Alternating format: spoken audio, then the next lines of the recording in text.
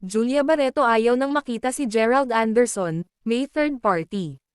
Tara at pag-usapan natin yan. Pero bago ang lahat, kung di ka pa nakasubscribe sa ating channel ay huwag kalimutan mag-subscribe para lagi kang updated sa latest chika. Hindi sa wala na sila, ang sinabi sa akin ay ayaw na ni Julia Barreto, ani OG Diaz sa Showbiz Update, kasama sina Ate Marina at Mama Loy na in-upload kagabi sa YouTube channel. Ang tinutukoy ni OG ay sina Gerald Anderson at Julia Barreto na base sa kwento ng source niya ay umayaw na ang aktres sa relasyon nila ng aktor pero hindi naman pumapayag ang huli. Kung baga ayaw na ni Julia pero kay Gerald meron pa, si Julia ayaw na, sambit ng online host.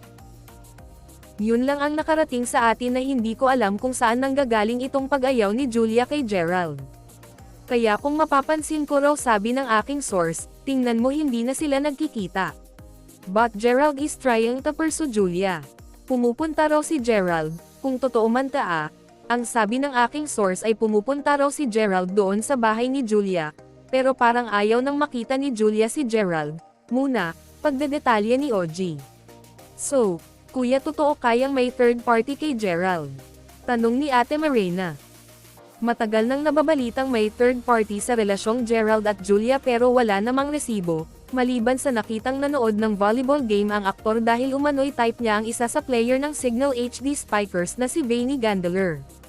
Di ba lagi kong sinasabi rito, Showbiz Update, na si Gerald ang dapat magsabi niyan kung hanggang ngayon ay totoo yung Vanny Gandler o hindi talaga.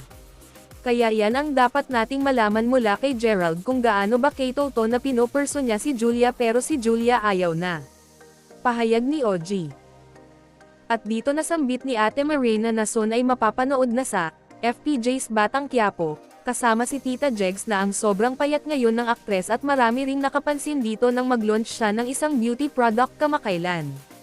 Ako napansin ko rin ang payat-payat ni Julia, tinanong kung may sakit, hindi ko alam kung may sakit, say ni OG. Nagtatanungan sina Mama Loy at Ate Marina kung may sakit si Julia na anxiety. Sagot ni OG, yan ang dapat nating bigyan ng linaw kung may sakit si Julia, sana naman wala. Sabi ni Mama Loy, oo, sana talagang payat lang si Julia. At dyan na po nagtatapos guys, maraming salamat sa inyong panonood.